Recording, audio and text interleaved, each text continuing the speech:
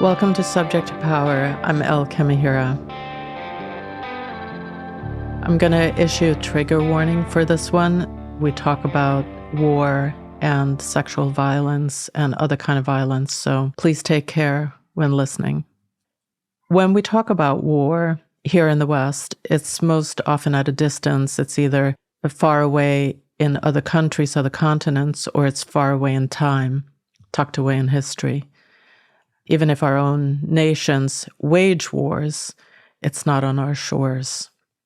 This has changed with the wars in Ukraine and Palestine, but even if we see images of atrocities of war and genocide and horrific destruction on our screens, and that could make us feel like it's almost happening to us, wars, the actual reality of the thing, have not been occurring in our countries, in our towns, in our streets for generations, and for some of us, not for centuries. My guest today, Olivera Simic, did experience war in her own country, coming of age in the intrastate war that broke apart her country of Yugoslavia in the 1990s. Olivera has written several books about how those experiences shaped her life and has spent all of the years since researching the long-term impact of war, particularly on women in her home country of Bosnia Herzegovina and elsewhere. As you'll hear in this hour, the acts of war, which included horrific crimes and atrocious violence committed by neighbor against neighbor, countryman against countrywoman, left deep and lasting wounds that may be beyond repair. For those of us who live in countries that are sharply divided, either by ethnicity, ideologies, or religions, or all of the above, should be reminded that in Yugoslavia, the war began as a conflict between three different ethnic groups. But as Olivera will get into, there were no clean lines between victims and perpetrators. There was no victory to be celebrated. And the war didn't end when the fighting stopped. A big topic on this podcast is women and war. And you're an academic researcher, and you write on transitional justice, international law, gender, and crime. And among your academic writing, you wrote a book called Surviving Peace. When did it come out? It was exactly 10 years ago in 2014. 2014, yeah. Which chronicles your journey from growing up in Yugoslavia and surviving the war that split that country apart in the early 1990s and how those events shaped your life. And then you also just came out with another book called Lola's War, Rape Without Punishment. What was the impetus for writing the book?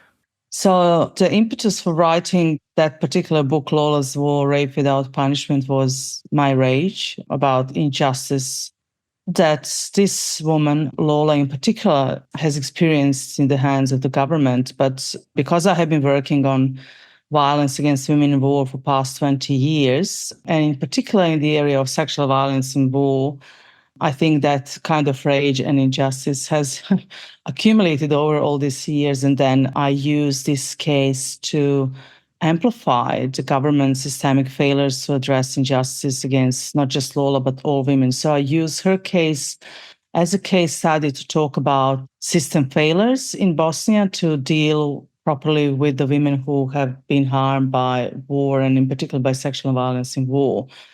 One woman's story to talk about all these broader issues. I followed her life for a couple of years and I was well versed into her story.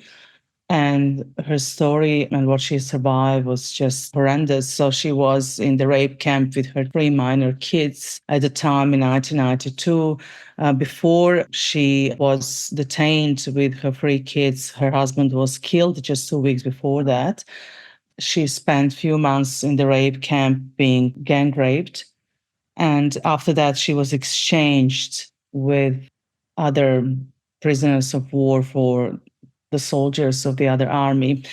So I was really interested in her story, of course, what has happened to her, but also after once when she was released, what happened to her over the last 3 decades and how she fought for to receive some form of justice from the government. So the book really goes into this long-term journey and talks about her life over the past 3 decades and the lives of her kids.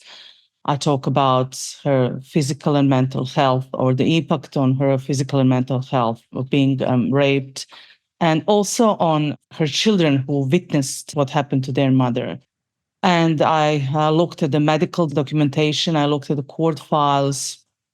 But the main really impetus, so I wrote about her experience a little bit in my previous book on silenced victims of sexual violence that came out in 2018. And she was one of my several interviewees, Serb women who were victims of sexual violence during the war. And I knew a little bit of her story, but what really triggered me to write the whole book is that at the end of 2020, during the COVID-19 pandemic, I received an email from NGO from France who said that they read my paper, read about 3 women and their stories of surviving sexual violence in Bosnia. And they said that they wanted to reach out to these women and provide some help, some donation. And that has never happened to me. So it was really very unique impact of your work for researcher to receive something like that. And, there is this concrete kind of financial help for the victims. They said, would you contact them, and said that we would like to provide some little donation or something. I said, of course. So that was in 2020, end of 2020. And I haven't been in touch with Lola for maybe, I don't know, a couple of years. And the last time when I followed her life and spoke to her was in 2016, 2017, when one of her rapists was finally prosecuted and convicted to a sentence of 6 years in prison. That was our last contact. And so my last connection to Lola and my last knowledge about how her case kind of ended up was that at least one of her rapists, the rest of them were acquitted because there was not enough evidence. But one of them was convicted and sentenced to 6 year imprisonment. So I assumed, as everyone would, I guess, that her rapist is sitting in the jail and that at least, she got some justice from the court system in Bosnia Herzegovina. So when I received this email, I had to call her and 2 other women to tell them about this kind offer. And I rang her from Australia, from my home here in Brisbane. And I just started to chit chat and I said, look, how are you? And I said, it's great that, Ilya Juric, her rapist, is sitting in a jail. And there was just silence on the other end. And I repeated that again. I said, that's, great that he's apprehended and that he's serving his sentence. And there was again silence. And I sensed that something is really wrong. She said, but he is not in jail. And I was shocked. And I always say, I'm shocked. Even I have this 20 years of experience in researching these things and maybe should know better how things can work. And that was the moment that I just snapped and I said, how is this possible? So I asked her what happened and she said, I don't know. But he's not in jail. He fled and I think he's in Croatia. I chatted with her a little bit more and then I said, I will try to find out what's going on. And that's how this whole book started. So I've written it in 1 year. And I was so angry and so outraged that this woman who went through so much and had the courage to go and testify without witness protection, really, before the courts, and seeing her rapist 25 years later in the courtroom, that she actually ended up empty-handed and that she doesn't know even where he is, where he was, and that no one has told her anything what she can expect and whether they will ever apprehend him. So that's how the book started. So then I started to talk to her more and to collate all these documents and materials and court files. And she sent me stuff. I went a few times to Bosnia to meet with her. I could, gather her whole story, and that became Lola's Wall. Yeah, it's a very harrowing story. And what's really striking about it is how not only did she go through the things that she did during the war, but it sort of marked her entire 20 or 30 years that followed. And the attitude that she was faced with from the government was very callous. The story is, as you said, horrendous. Unfortunately, this is the story of many women in Bosnia and beyond in other countries of the world who experienced the war and unfortunately who are going through the war. I was recently had a meeting with the women from Ukraine, and I was speaking about transitional justice in Bosnia Herzegovina and what women have gained after 30 years. And after I finished that talk, the talk was pretty depressing and disappointing. Yeah, after so much work of women NGOs and women activists, artists, and a lot of people who have been doing so much on the ground to help these women, little has changed in terms of, getting some sort of the government help in terms of reparations and court justice. So I remember when I finished the talk, the women in Ukraine for whom war is so raw at the moment and still going on, they just said, oh my God, 30 years later. I think the perspective that 30 years later you may be talking about complete lack of justice and empathy is kind of very scary, but unfortunately that's true. And I think that's why it's so important to prevent wars, really, because once they happen, what follows after that is, I shouldn't say same. Your life is not in danger necessarily after that immediately, but your physical and mental well-being and poverty and reconstruction and everything that comes after that is just difficult. And this is why my memoir is called Surviving Peace. It talks about that period after the war, because of course, while you're in war, you're just concentrating on survival. You just want war to be over, and once it's over, everything is going to be fine. But it's not that way. And we know from Bosnia Herzegovina definitely that it's not that way, that it's much, much harder journey than maybe expected. 3 decades later, you still feel very much the impact of the war on physical, mental health, every aspect of life, really. Yeah, I wanted to talk a little bit about, obviously, war is a very different experience between men and women. You talk a little bit about in Surviving Peace about the call to war that men feel, and they do that, as a matter of duty. But women are in a whole other position. We're not combatants, and we're not the instigators of the war, no matter what ethnicity we belong to. I wouldn't call it like that. I think there are a lot of gray zones. In fact, at the moment, and I have written about women who committed crimes during the war in Bosnia. And I'm currently, actually, my research is on women war veterans.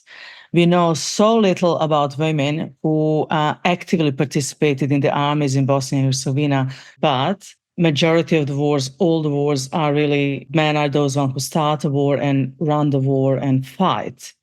Now, I think we have to be very careful about generalization. Most men are also drafted into war. They don't necessarily want to go into the war, in particular when you have these intrastate conflicts like in Bosnia, yeah, but also in other places. So I'm also very interested in men, conscious objectors and men deserters. I know a lot of men in Ukraine who are hiding themselves in their apartments, or Russian men who deserted in Serbia and elsewhere because they don't want to fight. But they have to. So if you remember when war in Ukraine started, 1 month later, borders were closed for all men between 18 and 60. So I'm just careful. And, I think we need to be conscious of these gray zones and differences. Most of the men have been trained and told that they need to go to the war to protect women and children and their country, etc. But they are also the ones who are drafted. We know that there were women in all 3 armies, and there are no statistics, no data, but I know from people who are working with war veterans and war veterans themselves, I think that there were, a couple of thousands of women who were either in combat roles or they were in these supportive administrative roles, cooks, typers, secretaries, etc., etc. However, again, nothing has been written about this war. Their stories are not really documented. So I have been doing some interviews with the female war veterans, and I'm really interested to find out why is this the case. because most of the literature in Bosnia Herzegovina and the former Yugoslavia, or I can say like almost really all literature around war and women, is focused on sexual violence in war. So on women who are victims or survivors of sexual violence in war. Some literature is focused on women as a peace builders, but that's about it, really. So there are these other women who were nationalistic, maybe who were also cheering for combatants. They were all volunteers, or most of them, because they didn't have to, or they were not have to be drafted, right? So I'm about to publish a book about the only woman war criminal prosecuted before the International Criminal Tribunal for the former Yugoslavia. So she's the only woman who was indicted and prosecuted, Biljana Plavšić, and I've done hundreds of hours conversations with her. But there is some kind of discomfort among women feminist researchers to talk about women in these other roles, right? Yeah, well, I think it gets a bit overshadowed by, we know that women don't commit sexual violence. And so I think it gets overshadowed by, because it's such a feature, sexual violence is, the rape camp and so forth. It's such a feature of male warfare against women. So it just overshadows one's curiosity about. But there were a few women, Biljana Plavšić as well. She was convicted for sexual violence as well, because she was a vice president in the country. So as a decision maker, that she knew, or she had to know that these things were happening. So, I mean, there are a few cases, but these women are not hands-on perpetrator in these cases, but they were higher up level. So they were accused of being part of either this joint criminal enterprise or sharing responsibility, knowing that that has been happening by the troops, their troops, right? So there are a few of them, as I said, that have been convicted, but you can say maybe there are exceptions from the norm. The same is the women war criminals who committed other crimes, torture.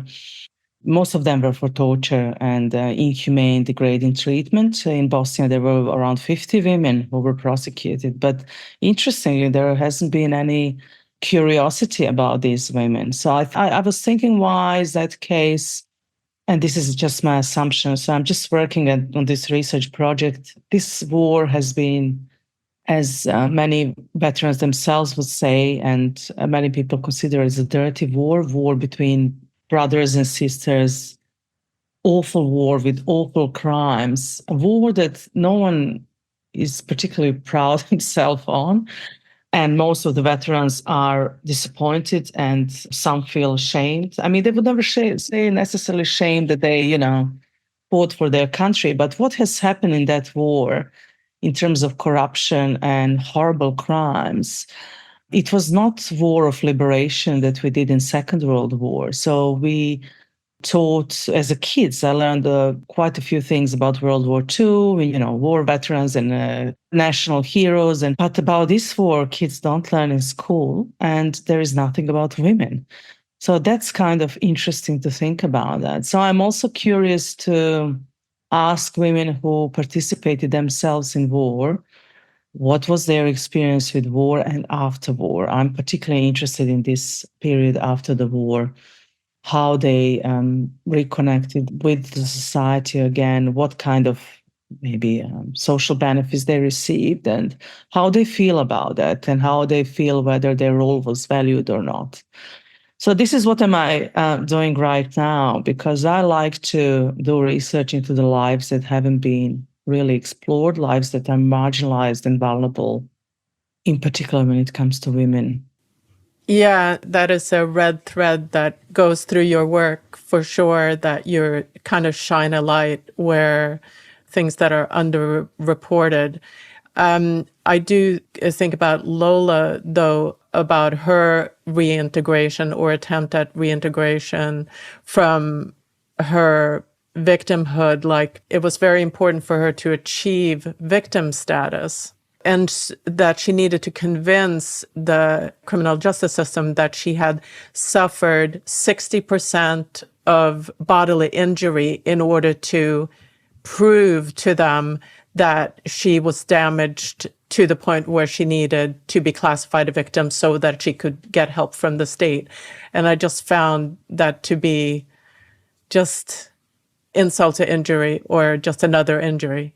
You're right. It is another injury. And that's how women also who have been going through these processes are looking at that, as well men who were victims of torture. But they definitely feel humiliated by all this system, and they have this threshold that they have to prove. And in Lola's case, and I think when you go into such in-depth study, you really discover so many details how that looks like in a practice, because we usually saw there are reparation programs and women go and get, victim status and they get reparation and that's it. No. But then when you go in depth and you do this story analysis, which I love to do, I love to talk to people in depth about their experiences, you understand that yes, Lola has survived what she survived, and she is civilian victim of war, but it took her 8 years to get there. 8 years of bureaucracy violence inflicted on her. So you're right, it's another injury. And she also feels that it's humiliation, but she said, I'm not in position to choose. It's really like social welfare benefits what these women and civilian victims of war get. They get once a month kind of pension, which is around anything between, I don't know, 200 euros and 400 euros, which is, you may think, hey, Bosnia is a country, poor country, and that's maybe enough money. No, that's not, because most of these women are very sick. Most of their pension they spend on medications and on rehabilitation programs. There should be rehabilitation programs in theory as well, but not really. So Lola has never been on any rehabilitation program, and by the law, she has the right to do that, but she cannot ever get her, to her. She's always on some waiting list or something. So that never happened. And what also strikes me about her is that it's not just Lola, it's her whole extended family. Her children all suffered lifelong effects from this, and their children, just like kind of branching out in this like ripple effect through her whole family, the trauma that happened to her and that they witnessed. Yes, one big issue that some researchers have been doing for the past couple of years in particular is intergenerational trauma. Because we are now at the stage, really 30 years after the war, many of the women are now in their 60s, 70s. Unfortunately, many have died. Some have committed suicide. But they have children and they have grandchildren. So what's the impact of these experiences of their children? So in Lola's case in particular, these children were witnesses. So that's another area that hasn't been explored. So we talk about children born of rape, but that's something different. So these were the children who were born after their mother were detained in the camp and forcibly impregnated. But the children, Lola's children, did not suffer themselves kind of any direct sexual violence or physical abuse in terms of beating or torture. They suffered from malnutrition and appalling hygienic conditions that had lifelong consequences on them. But they bearing a witness to what their mother and other women and people who were detained in that camp survived. And that had huge impact on her kids. They were 2.5 months in that detention camp, and you have 30 years already, and it will be probably the rest of the life of this ripple effects of that trauma, physical and mental health impact, which is just enormous. And that her son, because he was the oldest at that moment, he got a stammer, and that was never cured, and he couldn't finish the school, and he became alcoholic, and he was out of 3 of these kids. He was mostly, I think, impacted in terms of his physical health, but all 3 of them in terms of their mental health. The youngest one was only 9 months old baby, but she suffers a lot of infections and has lifelong urinary infection because she was 9 months old and she couldn't be bathed or properly. She didn't eat, she didn't drink, etc., etc. So this all left this horrendous lifelong consequences. And in addition, because the one rapist that was convicted was never jailed and is on free foot, or she didn't get any retribution in court. So she lives in fear of retaliation, very real fear of retaliation in her life. Yeah, she does live in fear. I mean, he's not in Bosnia. We think that he is in Croatia. I mean, there are evidence that he is in Croatia, but she lives very close to the border, so she hasn't moved much from her pre-war home. Just 15 kilometers away, there is the river Sava, which borders Croatia and Bosnia, and she suspects that he may cross that river during the night and come into the village where they were all had pre-war homes. So yes, she lives in this constant fear, and she lives in a fear not just for herself, but now for kids and for grandkids. She, in fact, found him on a Facebook. That's another incredible story in all these stories about her.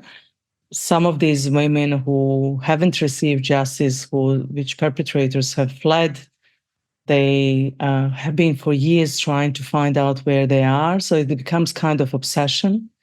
She found him on Facebook. So she showed me some of these photos. This is just unbelievable life that he leads just hundreds of kilometers away, because Croatia is not that far from where she is. And no one can do anything because Interpol is after him. Court of Bosnia and Herzegovina is after him. But there is nothing that can be done because the government of Croatia don't want to extradite him to Bosnia and Herzegovina. So he is their citizen, and he just lives his life there, and he's safe. Yeah, but it was clear that there wasn't the willingness to arrest him, right? Because they had the opportunity. But what also struck me about what happened in court was that she was reprimanded for how she behaved toward him, being rude and aggressive. So she got chastised in court. Meanwhile, he had done this horrendous thing and he's just kind of walked away from it. The judges and prosecutors understand that there is Interpol there now but legally speaking, also there is not much you can do because of this, state sovereignty and other legal issues. No one can go there and apprehend him. The Croatian government where he resides can do so, and there is no will on their behalf. No one can, other countries' police can come into Croatia and arrest him. No, Croatia has to basically, give him away, or they can also, they can put him in a jail in Croatia, but they don't. So there's a lot of these political games in the region. He is not the only case. There are around 130 war criminals in a very similar position who are hiding in these other countries, and their governments are basically protecting them. So he's not isolated case, but it's all very disappointing. Yeah, you talk a little bit about her, like sort of the alienation that can happen when you're victimized in this way. I'm quoting here, some, including Lola, do not consider their country their homeland anymore. Their sense of belonging to their community and trust in the state institutions is diminished. Lola is left vulnerable to the same people who harmed her 30 years ago during the war. Yeah.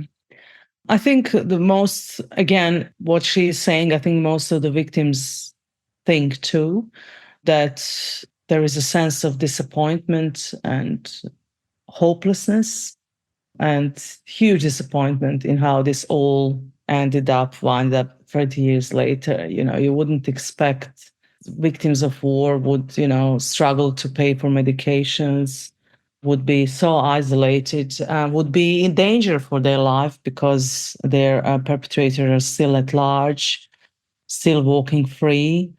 And there is a huge poverty there that is really, really hard. Most of these women are living in very, very difficult situations while their perpetrators are either free, or some of them who are in prison, they have medical attention and they have 3 meals a day and they have some activities. And, from in that sense, they think, that really they ended up in a war situation. I think without women NGOs and women activists who have been tirelessly working over the 30 years, there wouldn't be any support for these women. So all support were always coming from bottom up. Even those laws that are there put in place were all initiated by women activists. If we didn't have that strong civil society, I don't know how that would look like. So civil society plays a very important role, and women NGOs during the war and after the war, because they are really the lifeline for these women. And so there has been a lot of projects happening on the ground to help these women. Of course, now 30 years, it's been a long time since the war ended. It doesn't seem to survivors a long time, but of course, to everyone else, it is, it's 30 years. There are other wars that draw attention. They are now more in need to be resolved, of course. And there has been a lot of money poured into Bosnia. But unfortunately, due to corruption and systemic failures, not much has changed for victims of all sorts of violence that happen in war. Yeah, and I read a recent paper of yours about genocide denial, the issue of sort of a changing narrative that whitewashes some of what was done.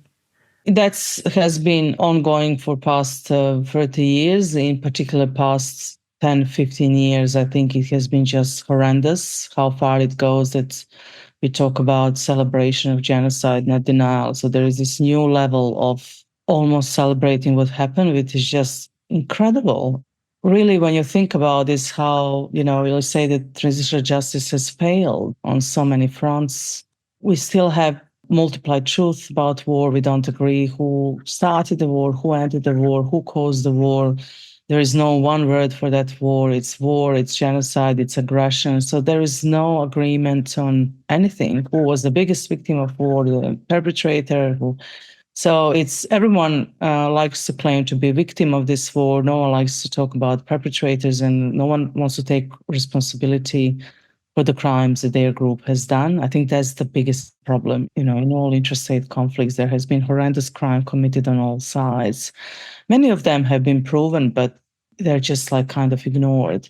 So there is a denial of others' victimhood, I would say, in general. Of course, there's denial of genocide in Srebrenica, but there is more broadly denial of victimhood of the other and the other group. We just don't like to talk about other groups' pain and suffering and admit that the crimes were committed. And if you do so, that's quite dangerous. So I write also about the research on war criminals. And there is this war criminal, Esad Langer, who even apologized to his victim and admitted crimes, but that was not popular. So he's the Bosniak man who was guarding the detention camp and who tortured Serb prisoners. And he made a movie about that, and he publicly apologized. But then, no one took his apology seriously. No one appreciated. He was kind of someone that you should never forgive for what he has done. And I'm not saying that you should, but they just didn't want to deal with that apology at all. And then for Bosnian community, he was a traitor, because he, basically said, we committed also the crimes, and that's also no. So it's so complicated. And I often ask myself how Bosnia get to this stage that it's kind of cemented with these ethnic divisions, hatred, genocide denial, and denial of each other crimes. So people live not really with each other, but next to each other. So there is no war, but there is no peace in the sense of positive peace that, you have this social, economic, and political thriving in the country that you would expect 30 years on. But 30 years on, many commentators, and including me, are in fear of another war because nothing has been resolved. So it seems that, and you do this comparison in your paper about the celebrating the genocide, that you compare to what happened in Germany. And I think if everyone refuses to take accountability and you're only looking for victims of your own kind, whereas in Germany, it's a crime to be a genocide denier, isn't it? Like it's a punishable Yeah. Well, offense. in many countries, yes, but Yeah. it's also in Bosnia. We have a law, but it doesn't work. I mean, it's another level of nightmare. I mean, there is a law on that you should not deny genocide, but that provision and that law is written in such a convoluted terms that most of the people are still denying, and no one has been prosecuted for this particular crime. And you write about in Surviving Peace about the pushback, to say the least, that you got for writing about or researching about the wrong people, the war crimes of the wrong people. Yeah. So it's not popular to talk, as I said, about crimes of your own group.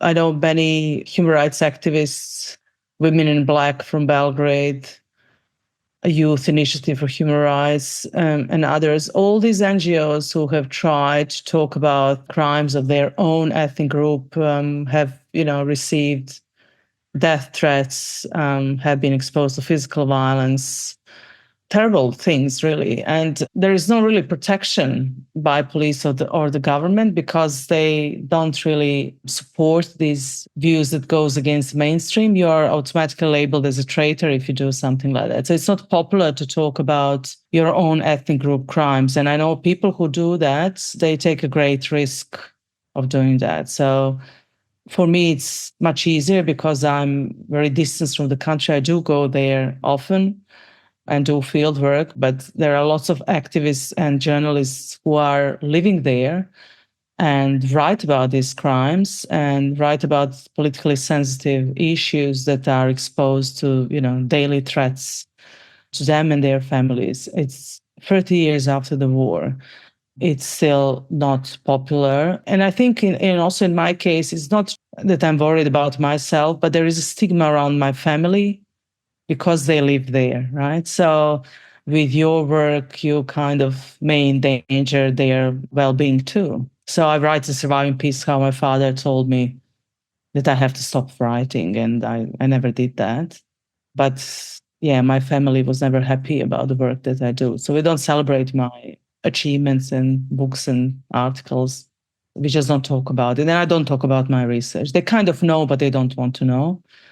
And I don't want to talk about it. It's very sensitive. It's like the people that I work with are highly vulnerable people and marginalized people. And a lot of them are still living in a fear, or a lot of them haven't seen their perpetrators being prosecuted, or like Lola, they were prosecuted and they fled.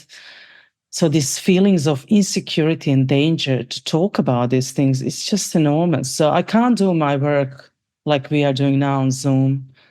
I have to go there and do the field work and sit with the people, usually in their houses where they feel most comfortable. So I have to travel to all these places, towns, villages, and talk to them. And I can still sense fear, even in their house when they talk about this, like they have feeling that someone is listening to them.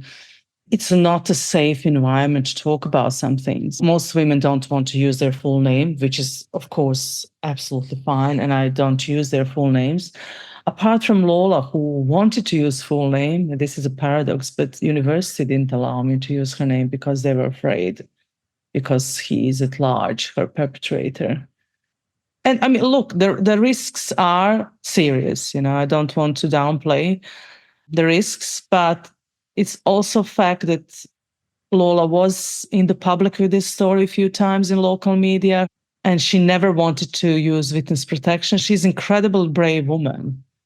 So I felt torn apart that I have to tell her that I can't use her name. But I'm using his full name because he was prosecuted and I used court files. So it's a bit, I don't know how to call it, it's just a bit paradoxical, yeah. Totally, because, in one way we want to document their story so it's recognized and read and validated and acknowledged. It's very important for victims by other people, women and everyone else. But then you don't use her full name or anyone. So And it's fine if she wanted to do that, but she didn't.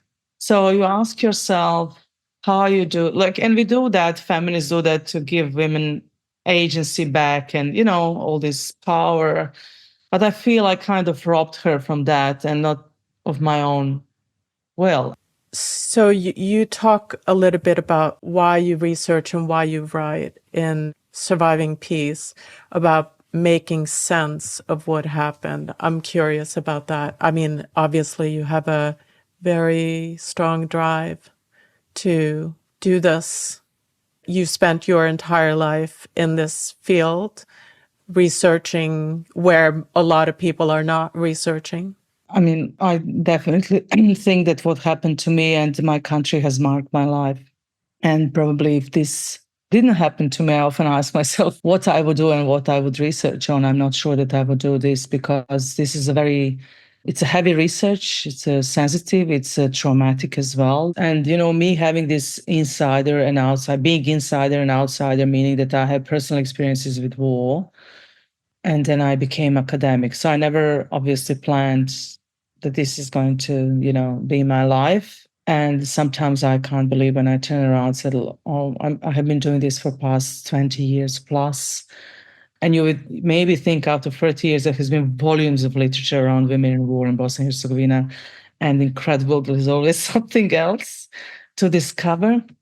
But my research, there is no doubt, has been shaped by my personal experiences with war and everything that came after the war that I write about in Survival Peace. But also in all my work, I do position myself. I say where I come from, why am I doing this? And I think that's important. As you said, everything I do is shaped with my personal experience. And for a long time, I was researching into women victims, and I'm still researching into women victims. I don't think I will ever stop. But that has been probably focus of my first 15 years because I probably could identify with that group, being woman myself and being feminist and going through some things myself. I thought it was interesting when you first started working with UNICEF, but stopped shortly after. You were disappointed in them or it didn't satisfy whatever it is that you wanted to do. No, I think that was a particular period of my, life. At that time, I didn't deal with any of my traumas. It was very soon after the war ended, and I couldn't find any peace within myself and around myself. So I did a couple of different jobs.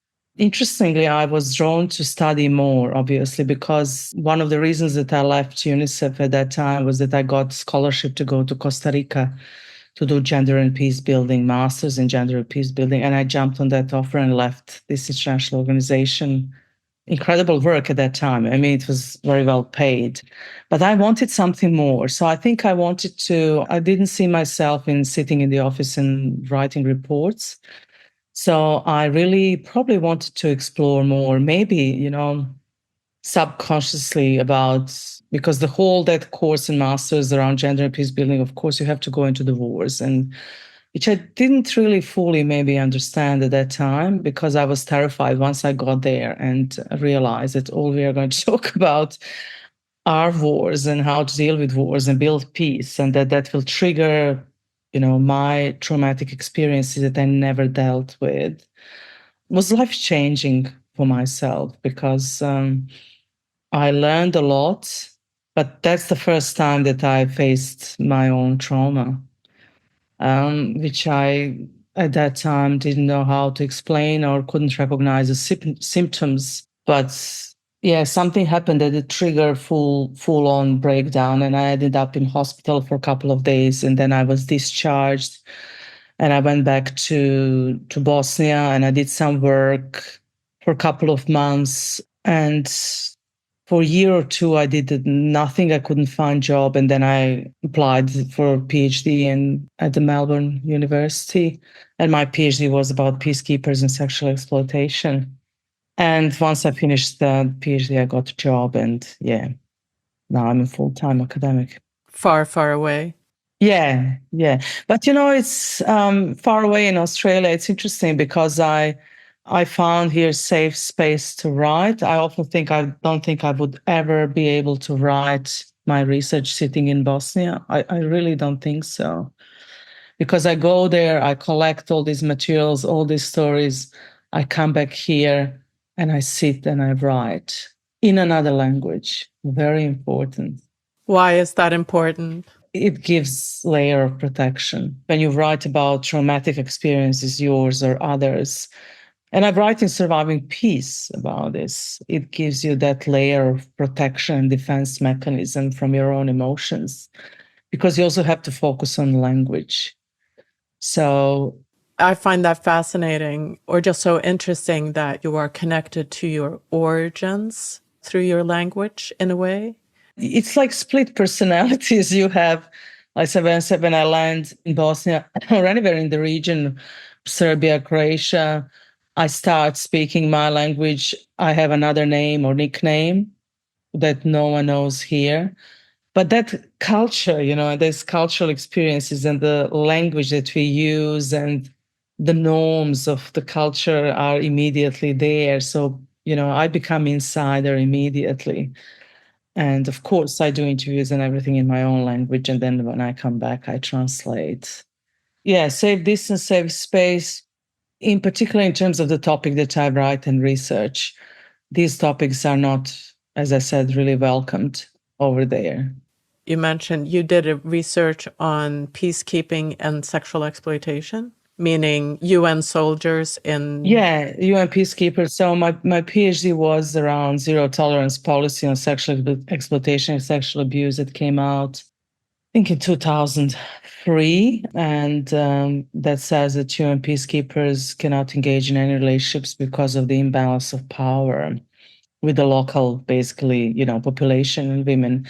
So I wanted to explore what does that mean. And I felt, okay, economic imbalance is there, but is it true that all women were automatically in this position of victim because there is economic imbalance? So I wanted to explore that, and I interviewed women who were in sexual relationships with peacekeepers. I was looking at this, what's consensual, what's non-consensual, consensual in times of war, because we often think that any kind of sex in times of war is unconsensual if it's between opposing parties. So you can't have sex. So if you're a Serb girl and Muslim boy at that time, that's rape. No, it's not. And I think these are dangerous precedents to say all sex in times of war is rape. I don't think so. So I'm always interested to break some of these, to find some complexities in these topics. Of course, at the first we'll all say, yes, they are, because we know a lot of these cases are about clear sexual exploitation and abuse. I'm absolutely aware of that, of course, being researching for years in this, but not necessarily. Let's not just say all of them are, yeah? Mm-hmm. Or there are all exceptions. sex in war, all sex in war is rape. No, it's not, And we know there are a lot of couples from different ethnic groups who were in what I call consensual sexual relationships. It's just easier for people to have clear-cut divisions, and for law, you have victims, you have perpetrators, you have this and you have that. But that's why we researchers and academics do go into these what I call gray zones and say, no, it's much more complicated. But because if you go into these details and try to deconstruct these things, then it becomes complicated, in particular for law. So there is this famous case of child soldiers. How do you prosecute people who were children abducted? So Dominic Ongwen, which was the first case of child soldiers to be prosecuted. I mean, he got, I think, 25 years sentence for the crimes he committed, but he was, as an 8-year-old, abducted on the street and trained to kill and do horrible things. And, he was a child, as thousands of child soldiers. And there are lots of articles by academics discussing this, like, is this mitigating circumstances because he was abducted, he was only a child, but then later he committed horrible crimes. So what do we do, How do you deal with this kind of impossible situation? Like, do we tell, yes, because he was a child, he was trained to kill and became later on really someone who committed horrible crimes? But what to do about this background, this victimhood, But law is struggles to deal with such things. It's just easier if you are either victim or perpetrator without looking at these complexities. And I'm really interested in these complexities. It's just more nuanced than you tend to believe. I mean, even in the case of Lola, the perpetrator who got convicted was not someone from, a foreign army that came in and did what they did to her, but it was actually her neighbor, wasn't it? Yeah, but the neighbors are those ones who committed the horrible crimes, and they all joined the armies there for their own ethnic group. So he was the neighbor, but he was also part of the military of the Croatian armed forces. So this is why this war is also called dirty, and intrastate wars are dirty wars because you see your neighbors torturing and raping you. And that just has incredible consequences for any rebuilding of trust and peace afterwards. It's so hard because you trust your neighbors and you trust your community. And then once that trust is betrayed, it's very hard to build that trust again. And it takes years, maybe decades, I don't know.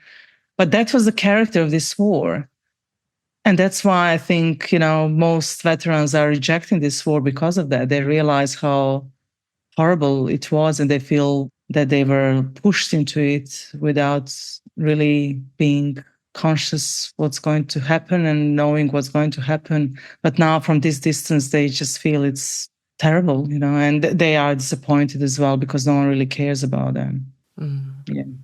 And they're worried about it happening again, you said? Yeah, I mean, I think everyone is worried that it may happen again. Yeah, because nothing has been resolved. Nothing. So I feel we haven't moved much. As I said, with genocide denial, with denying each other's crimes, with, such divisions in the country. And we haven't had that before this war. So I think the environment situation to have a war now, it's even more like fertile than it was before. The first war, the war in 1990s. Thank you so much for talking to me. Thank you. Thank you for sharing. I love reading your books, or loved is probably not the right word, but it's very hard. But I really appreciate the work that you're doing and sharing these stories, and both your own and Lola's and everyone else you talk with. Thank you so much. Thank you. Thanks. Thank you. Ollie. Thanks. Bye. Okay, bye.